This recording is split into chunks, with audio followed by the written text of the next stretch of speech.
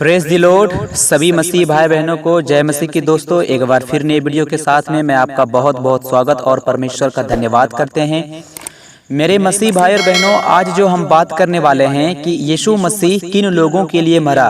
पिछले वीडियो में हमने बात किया था कि यीशु मसीह को क्यों मरना पड़ा, और आज जो हम बात करने वाले हैं कि मसीह किन लोगों के लिए मरा और किस लिए मरा।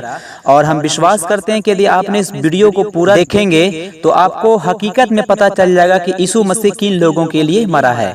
तो आइए मेरे मसीह भाई बहनों, इस वीडियो को अब हम स्टार्ट करते हैं।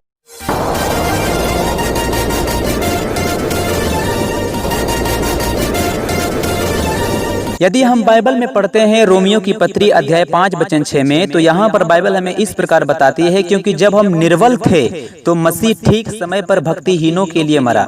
तो इस वचन में हम क्या देख रहे हैं कि जब हम निर्बल थे, कमजोर थे, हम भक्तिहीन थे। भक्तिहीन का मतलब क्या होता है? अधर्मी। यानी जब हम अधर्मी थे तो मसीह ठीक समय पर हमारे लिए मरा। तो यीशु मसीह जो थे सभी के लिए मरा है, जो आज इस संसार में निर्बल है, कमजोर है, भक्तिहीन है, अधर्मी है। तो रोमियो 5:6 से हमें पता चलता है कि यीशु मसीह जो थे वो निर्बलों के लिए मरा था और अधर्मियों के लिए मरा था।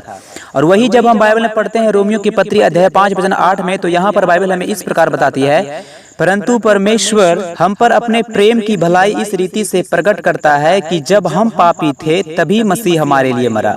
तो इस वचन में हम देखते हैं कि जब हम पापी थे, यहाँ पर मेरे मसीह भाई बहनों, अब हम कह सकते हैं कि जब मैं पापी था तो मसीह हमारे लिए मरा। तो पापी हम कब थे? बाइबल कहती है कि जब हम जन्म ही से पापी हैं, तो यीशु मसीह हम जैसे पापियों के लिए मरा। आज संसार में सारे लोग पापी हैं, अपने गुनाहों में मर रहे हैं, लेकिन फिर भी यीशु मसीह उनका दाम पहले ही चुका दिया है। तो रोमियो 5:8 के अनुसार जब हम पढ़ते हैं तो हम यह पाते हैं कि यीशु मसीह जो थे वो मुझ जैसे पापियों के लिए मरे। और वही जब हम पढ़ते हैं रोमियो की पत्री अध्याय 5 वचन 10 में, तो यहाँ पर बाइबल हमें इस प्रकार बताती है, क्योंकि बैरी होने की दशा में उसके पुत्र की मृत्यु के द्वारा हमारा मेल परमेश्वर के साथ हुआ, तो फिर मेल हो जाने पर उसके पुत्र के जीवन के कारण हम उद्धार क्यों ना पाएंगे। तो इस वचन में हम देखते हैं कि बैरी होने की दशा में, मतलब कि हम सब बैरी की दशा में थे, शत्रु की दशा में थे। हम सब लोग मसीह के विरोधी थे, परमेश्वर के विरोधी थे, क्योंकि हम सब अपने मन की हट पर चल रहे थे। लेकिन यीशु मसीह के मृत्यु के द्वारा हमारा मेल जो है वो परमेश्वर के साथ हुआ। तो यीशु बैरियों के लिए मरा। दूसरे शब्दों में कहें तो यीशु मसीह जो थे शत्रुओं के लिए भी मरे। और वही जब हम पढ़ते हैं पहला तीमुथियुस की पत्री अध्याय 1 के 13 में, तो बाइबल यहाँ बताती है, मैं तो पहले निंदा करने वाला और शताने वाला और अंधेर करने वाला था, तो भी मुझ पर दया हुई, क्योंकि मैंने अविश्वास की दशा में बिन समझे बुझे ये काम किए थे।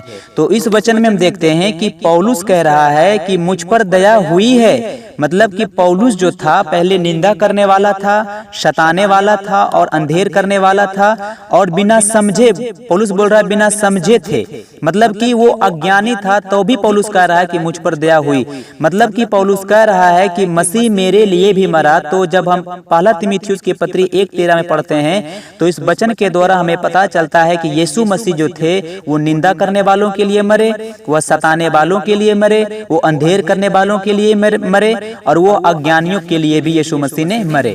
और वही जब हम पढ़ते हैं यूहन्ना की पत्री अध्याय 1 वचन 29, यहाँ परमेश्वर का वचन हमें बताता है कि दूसरे दिन उसने यीशु को अपनी ओर आते देखकर कहा, देखो यह परमेश्वर का मेमना है जो जगत का पाप उठा ले जाता है।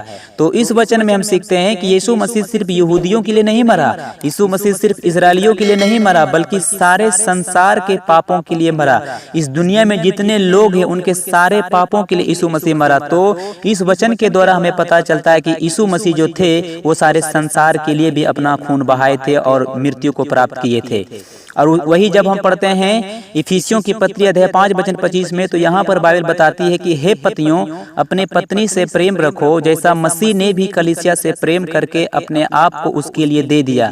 मेरे मसीह भाई और बहनों, कितना प्रेम यीशु मसीह ने अपनी कलीसिया से किया कि उसने अपने आप को क्रूस पर लहू बहाया, अपनी जान दे दिया। तो इस वचन के द्वारा हमें पता चलता है कि यीशु मसीह कलीसिया के लिए मरा। तो मेरे मसीह भाई और बहनों, आज हम जाने कि यीशु मसीह किस लिए मरे और किन लोगों के लिए अपने जान दिए, इस वीडियो के द्वारा आप अच्छे रीति से समझ गए होंगे। यदि आप हमारे चैनल पर नए हैं तो प्लीज़ हमारे चैनल को सब्सक्राइब कीजिए और एक दूसरे मसीही भाई बहनों के पास इस वीडियो को शेयर कीजिए। परमेश्वर आपको आशीष दे। God bless you.